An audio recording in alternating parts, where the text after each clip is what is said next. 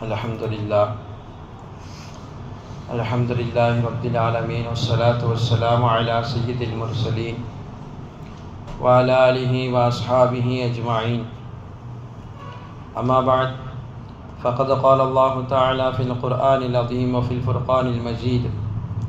Fa'udhu billahi minash shaitanir rajim. Bismillahir rahmanir rahim. Kutiba alaykumus siyam kama kutiba alal ladhina min qablikum la'allakum tattaqun. சதகல்லாஹுல் அலியுல் அலீம். கண்ணியமிகு அல்லாஹுவின் நல்லடியார்களே,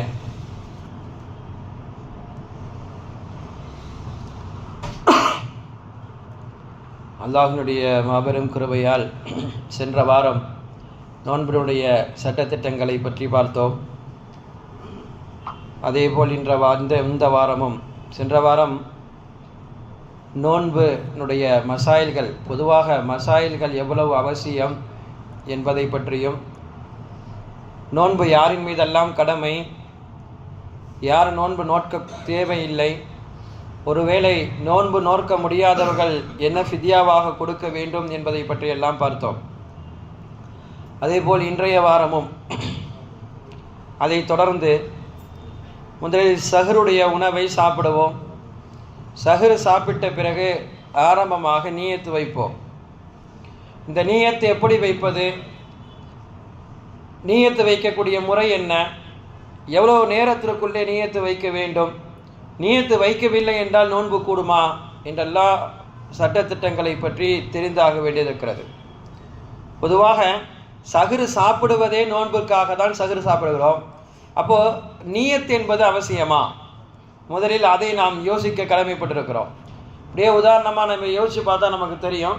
ஒருத்தர் சஹர் சாப்பிட்றாரு, சஹர் சாப்பிட்டு தூங்கிட்டாரு, இல்லை ஃபஜர் தொழுதுட்டு தூங்கிட்டாரு, அவர் நியத்து செய்யலை. ஒரு 10 மணிக்கு எழுத பிறகு அவர் நினைக்கிறாரு, என்ன ஞாபகம் முதல்ல வரும்னு சொன்னால், நம்ம சஹர் சாப்பிட்டோம், சஹர் சாப்பிட்டுட்டு நியத்து வச்சுமா, நியத்து வச்சாதானே நோன்பு, நம்ம தான் நியத்து வைக்கலையே என்ற நிலைக்கு அவர் திரும்புகிறார். அப்போ அவரை என்ன உணர்கிறார் என்று சொன்னால், அப்போது நோன்புனா நியத்து வச்சுருக்கணும், நம்ம நோன்புக்கு நியத்து வைக்கலை. எனவே நியத்து என்பது அவ்வளவு முக்கியம். இப்போ ஒருத்தர் வராரு, இப்போ லொஹருடைய டைமில் வந்து தக்பீர் கட்டி தொழுகிறாருன்னு சொன்னால் அவர் என்ன தொழுகிறாரு, நம்ம இந்த நேரத்தை குறித்து நம்ம சொல்லிடலாம். இப்போ லொஹருடைய நேரமாக இருக்குது, இவர் லொஹர் தான் தொழுவார். ஆனால் உண்மையில் அவர் லொஹர் மட்டும்தான் தொழுக முடியுமா அந்த நேரத்தில்?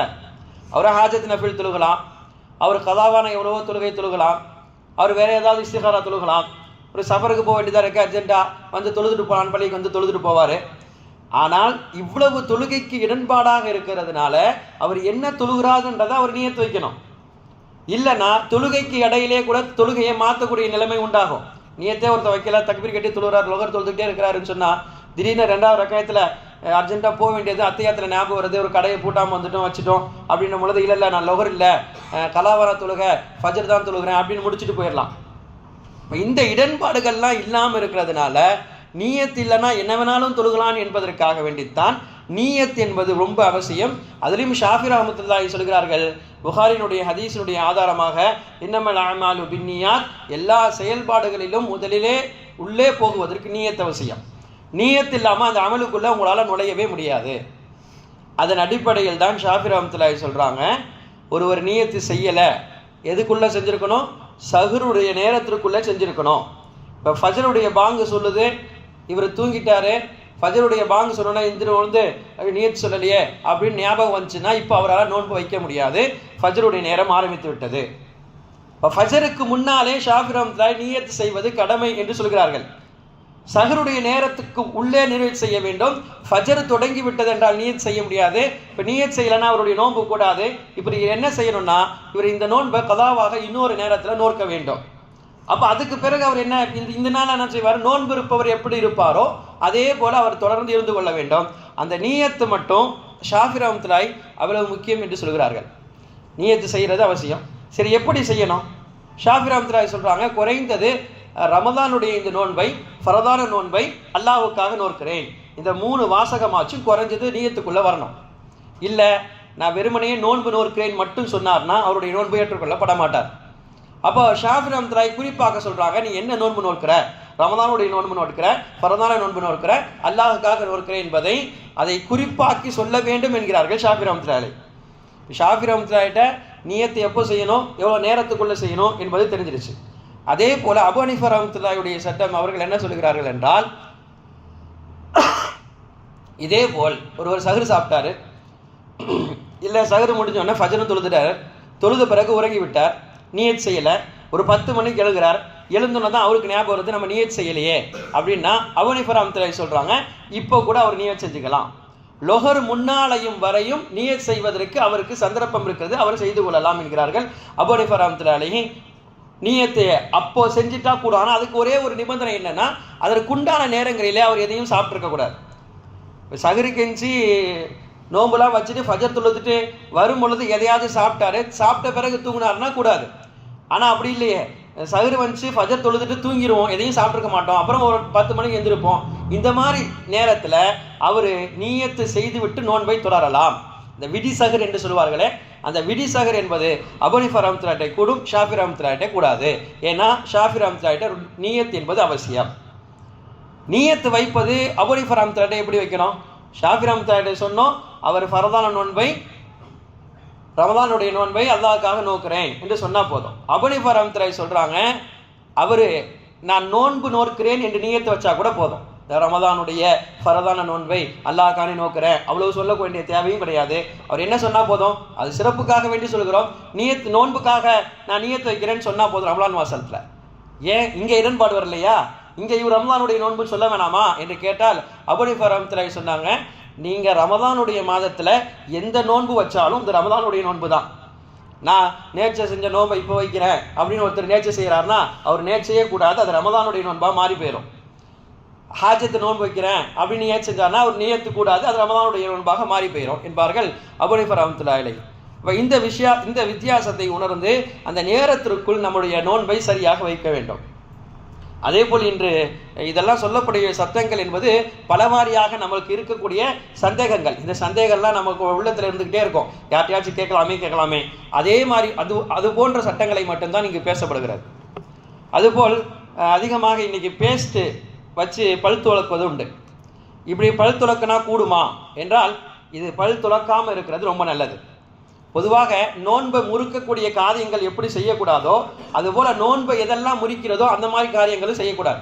இப்போ பல் துலக்கிறதுனால என்ன ஆகும்னா, அதனுடைய அந்த டேஸ்ட், அந்த ருசி என்பது உள்ளே போகிறதுக்கு அதிக வாய்ப்பு இருக்கிறது. உள்ளே போனால் தான் நோன்பு முறியும். ஆனால் உள்ளே போகுமா? நம்ம துப்பிட்டா போகாது, துப்பாமல் அதனுடைய சில விதமான விஷயங்கள் உள்ளே போயிடுச்சுன்னா நோன்பு முறிஞ்சிடும். அப்போது நோன்பு முறிக்கக்கூடிய காரியங்களையும் செய்யாமல் இருப்பது தான் நல்லது. இது ஒரு அழகான ஒரு உதாரணம் சொன்னால் நல்லாயிருக்கும். அதிகமாக வாலிபர்களும் இருப்பதனால் சொல்வது ஏதுவாக இருக்கும் என்று நினைக்கிறேன். பெருமானார் ஸல்லல்லாஹு அலைஹி வஸல்லம் ஒரு வயோதிக சஹாபி வந்து கேட்கிறார், யார ரசூலுல்லாஹ், நான் நோன்புடைய காலத்தில் என்னுடைய மனைவிக்கு முத்தம் கொடுக்கலாமா என்று கேட்கிறார். பெருமானார் ஸல்லல்லாஹு அலைஹி வஸல்லம் அவருக்கு சொன்னார்கள், வயோதிகமான சஹாபி, அவருக்கு அனுமதித்தார்கள், முத்தம் கொடுக்கலாம், நோன்பு முறியாது என்று சொன்னார்கள். இதே சட்டத்தை புது மாப்பிள்ளை வந்து கேட்குறாரு, அவருக்கு நிக்கா ஆகி ஒரு மாதம் 4 நாள் 5 நாள் தான் ஆகுது. அவர் வந்து கேட்கிறாரு, யார ரசூலுல்லாஹ், என் மனைவிக்கு நான் முத்தம் கொடுக்கலாமா, நோன்பு வச்சிருக்கேன். அப்போ ரசூலுல்லாஹி ஸல்லல்லாஹு அலைஹி வஸல்லம் அவருக்கு சொன்னாங்க, நீங்கள் கொடுக்கவே கூடாதுன்னா. இப்போ அவருக்கு கொடுக்கலான்றது, இவங்களுக்கு கொடுக்கக்கூடாதுன்றது இது என்ன சட்ட வித்தியாசம் என்றால், இதைத்தான் விளங்க வேண்டும். நோன்பு முறிக்கக்கூடிய காரியம் என்பது வயதானவர்கிட்ட நடக்காது. அவர் வந்தார், கொடுத்தாரு, போனார், முடிச்சிடுவார். ஆனால் ஒரு வாலிபன் கொடுக்கக்கூடிய முத்தம் என்பது அப்படி அதோட ஸ்டாப் ஆகுமான்னு சொல்ல முடியாது. அடுத்த கட்டத்திற்கு அவன் போவதற்கு வாய்ப்பு இருக்கிறது. எனவே பெருமானார் ஸல்லல்லாஹு அலைஹி வஸல்லம் சொன்னாங்க, நீங்கள் முத்தம் கொடுக்கக்கூடாது, ஏனென்றால் உங்களுடைய முத்தம் நோன்பை முறிவுக்குண்டான செயல்களை செய்வதற்கு அதிக வாய்ப்பு இருக்கிறது. எனவே நோன்பை எப்படி முறிக்கக்கூடாதோ அதுபோல நோன்பை முறிப்பதற்குண்டான காரியங்களையும் அறவே செய்யக்கூடாது. அதேபோல் தூக்கத்திலே கனவிலே கலிதம் வெளியாகுவது, விந்து வெளியாகுதுனால் நோன்பு முறியுமா? இதனாலும் நோன்பு முடியாது. அவர் என்ன செய்யணும், எப்பவும் போல குளிச்சுட்டு தொழுகைக்கு வந்து தொழுதுட்டா போதும், அதனால் நோன்பு முடியாது. ஆனால் அதே நேரத்தில் சுய விருப்பமாக அவர் நோன்பை முறித்திருந்தால், இல்லை மனைவிட்ட ஒரு முத்தம் கொடுத்தாரு, அதற்கு பிறகு அவர் செய்யக்கூடிய காரியங்கள் அதனுடைய வீரியத்தின் காரணமாக அவருக்கு ஸ்கலிதம் வெளியாகிடுச்சு, ஒரு ஆசையினால் வெளியாகிடுச்சு அப்படின்னு சொன்னால் அவருடைய நோன்பு முறிஞ்சிருச்சு. சாதாரணமாக முத்தம் கொடுப்பது நோன்பை முறிக்காது. ஆனால் அவர் கொடுக்கக்கூடிய முத்தத்தினுடைய விலைப்பாடு என்ன ஆச்சுன்னு சொன்னால், அவருக்கு விந்து வெளியாகிடுச்சுன்னு சொன்னால் அந்த நோன்பு, அந்த விஷயம் நோன்பை முறித்திடும். அதே மாதிரி சில தவறான ஃபோட்டோக்கள் பார்ப்பதன் மூலமாக இல்லை செயல்கள் செய்வதன் மூலமாக இதனால் நான் செய்யக்கூடிய விஷயங்களால் நோன்பு முறிந்துவிடும். அந்த நோன்பை இன்னொரு காலம் எடுத்து நோக்க வேண்டும். இதேபோல் ஒருவர் தன்னுடைய மனைவியை முத்தமிடுகிறார். ஆனால் அதனுடைய வெளிப்பாடாக என்ன ஆகிறதுன்னு சொன்னால், அடுத்த கட்டமாக அது மிக உஷ்ணமாகி அவர் ஆசைப்பட்டு அந்த மனைவியை ஆசைக்காக அவர் தொடவும் முயற்சி விட்டார், அடையவும் முயற்சி விட்டார், அவர்களுக்கு மத்தியிலே ஒன்று கூடி விட்டார்கள் என்றால் இப்போது சட்டம் கடுமையாகிறது. அதுவரையும் வேற ஏதாவது நடந்து நோன்பு முறிஞ்சாதான் உண்டு. ஆனால் இவர் கொடுக்கக்கூடிய முத்தத்தினால் அடுத்து கட்டுப்படுத்த முடியாமல் இவர் மனைவியுடன் தொடர்பு கொண்டு விட்டார் என்று சொன்னால் இப்போ சட்டம் கடுமையாக சொல்லப்படுகிறது. என்னன்னா, ஏன்னா நோன்பு சாதாரண விஷயம் அல்ல, அது அல்லாஹ்வுடைய நேயத்தில் ஆன்மீகத்திலே உள்ளே போய் நோன்பு நோக்கிறோம். அதுவே கூடாது, முத்தமே கூடாது. இவன் அதற்கு அடுத்த கட்டத்திற்கு இவர் போய்விடுவதனால இங்கே சட்டம் குரானிலிருந்தே வருகிறது. இவருக்கு நோன்பு முறிவதுடன் நிற்காது. இவர் முதலாக ஒரு அடிமையை உரிமை விட வேண்டும். இப்போ அடிமை உரிமை விடுறது என்பது இந்த காலத்தில் இல்லை. அடுத்த கட்டம் அல்லாஹ் என்ன சொல்றான், ஷஹ்ரைனி முத்ததாபிஐனி, தொடர்படியாக 60 நோன்பு நோக்கணும். இது தேவையா? 60 நோன்பு தொடர்ந்து நோக்கணும். இல்லை இவர் ஒரு 57 நோன்பு நோட்டுறாரு, 55 நோன்பு நோட்டுறாரு, அதுக்கு மேலே ஏதோ நிலைமை வெளியூர் போயிடுறாரு, இல்லை அப்படி இல்லை போயிட்டு இருக்கும்போது ஏதாச்சும் நடந்துருச்சு, ஆக்சிடென்ட் ஆயிடுச்சு, அந்த மாதிரி ஆயிடுச்சு, இப்போ ஒரு நோன்பு தானே விட்டுட்டு அடுத்த நோன்பு வைக்கலாம்னா வைக்கக்கூடாது. அல்லாஹ் என்ன சொல்றான், ஷஹ்ரைனி முத்ததாபிஐனி, தொடர்படியாக அவர் 60 நோன்பு வைக்கணும், தொடர்படியாக 2 மாதம் நோன்பு வைக்கணும் என்பதனால அவர் என்ன செய்யணும்னா, அப்படி நோன்பு விடப்பட்டு செஞ்சுன்னா மறுபடியும் 1ல இருந்து மறுபடியும் வரணும். இது செய்ய முடியாத பட்சத்தில், என்னால் இது செய்ய முடியல அப்படின்னு சொன்னால் 3வது கட்டமாக அல்லாஹ் சொல்றான், 60 ஏழைகளுக்கு அவர் உணவளிக்கணும்.